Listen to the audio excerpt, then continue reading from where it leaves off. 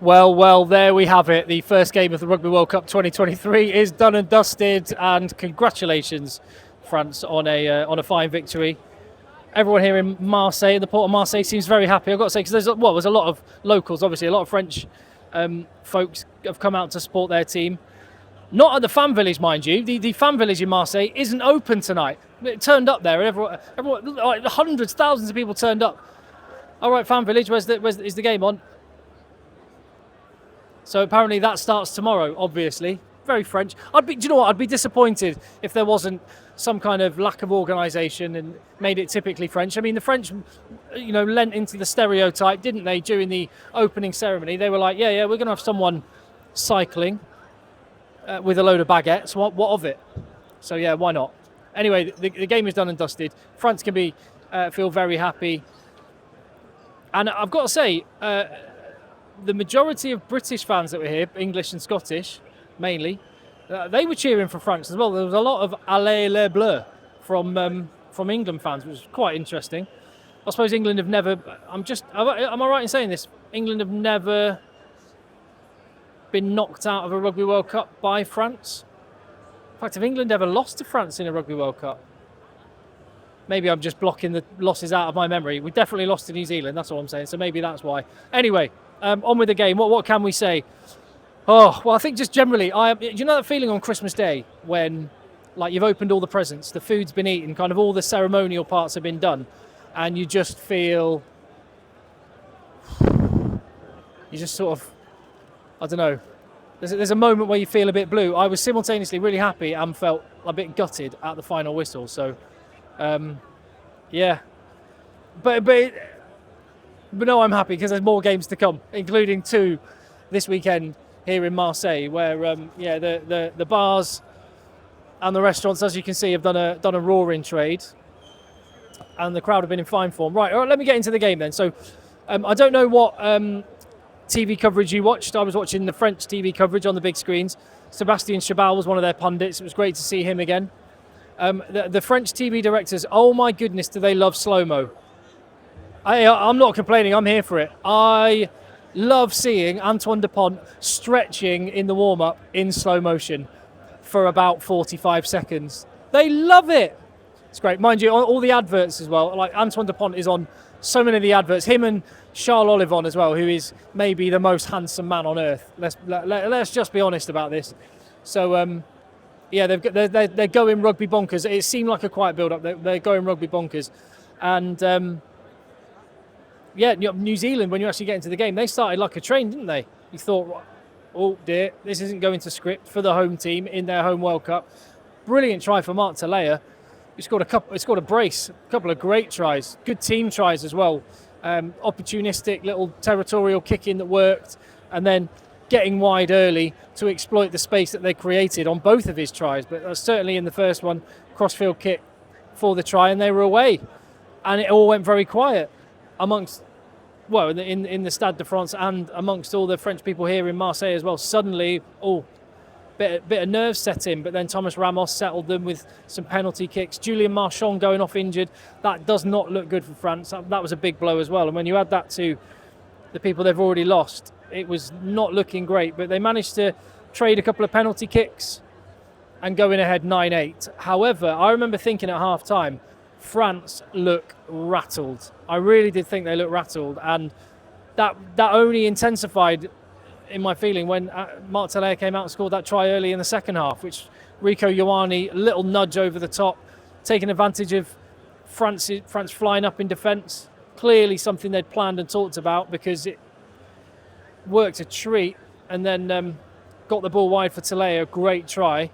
And again, New Zealand were off. But then it really turned. And I think it turned because, and again, there's a lot I missed because I wasn't really able to listen to the commentary too much. And, I was in among a crowd of people, so there's stuff I missed. But my reading of the second half, tell me in the comments if you agree or disagree, is that New Zealand just did not control territorial pressure in that second half, and France did. I think New Zealand were massively missing Geordie Barrett and maybe Damien McKenzie as well. One reason why I just think it's crazy not to have DMAC on the bench, because an intelligent rugby player like that with a boot like that he's got is exactly what New Zealand needed. And their bench, particularly the backs on the bench. When you need something to happen, as New Zealand needed tonight, Cam Roigard, when Finlay Christie came on, you were thinking, this is exactly the moment they need Cam Roigard. And when they weren't controlling the kicking game, and it looked like Richie Mo'unga needed a little bit of help, or to, just to change it up and maybe take him off, put D-Mac at 10, or Bowden Barrett at 10 and D-Mac at 15. They just needed someone else with that boot. Obviously, Geordie Barrett can't be replaced, or couldn't have been involved because he's injured, and he would have been involved. They really missed him. And I think that's where France won the game in the second half. They were banging at the door, and there was some heroic defence from New Zealand. Tupou Vaa'i, I think, wasn't it? A couple of times got New Zealand out of jail, heroically. And bearing in mind, he hardly ever plays blindside flanker. He's a lock, and he was into the team on the flank because Sam Cane was injured. He did really well there, and Brodie Retallick coming back sooner than they'd planned. But eventually the class and pressure told, didn't it? And Damien Penaud and Jaminet, France just had too much. And when they were just able to control the territory, run big men at New Zealand all night. And there was one moment actually where Gregory Aldrit just got the ball and just ran full on into contact. Got a head of steam up and ran into contact. And the French commentator, this was one bit of commentary I did here, he said this. The French commentator said, I remember, he said, "Allez, Greg, boom, voila." Simple as that. Kind of summed it up. Cagey first half, opened up second half, tense encounter, the best team won. I'm quite happy with that. Oh, we've got to talk about Will Jordan. Oh, how could I forget that? What was he doing? I had vibes of Ronan O'Gara, 2009 British and Irish Lions tour. Just an unnecessary challenge that was always leaving himself in trouble. France were deep in their own half. So as much as anything, just keep them there. But I think, so it was a really silly decision. He deserved the yellow card. I'm glad it wasn't more, but just a bit naive. And I think it was a symptom of New Zealand not being able to have and keep the ball and get the ball in the right parts of the pitch. So Will Jordan wasn't able to do what Will Jordan can do, and he was just trying a little bit too hard.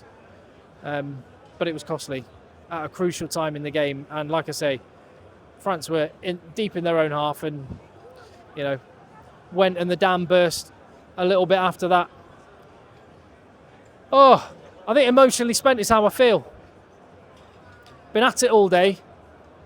I'm exhausted, but I can't wait to do it all over again tomorrow, where I will be, I won't be in the middle of Marseille, well, maybe after the game, but be a few miles across town at the Orange Velodrome, watching England v Argentina, and then on Sunday, Scotland v South Africa. But we've got loads of rugby coming tomorrow. I just cannot wait. We need to savour this, don't we? We need to savour it. Clear your schedule, make your excuses, and get watching the rugby, and get watching this channel, Egg Chasers, which I'm so appreciative of your support for. Leave your comments, because I missed a load in this game, I'm absolutely sure. So tell me what I've missed and what I haven't covered, and I'll be down in the comments with you. Hit like and subscribe, and I'll see you on the next video.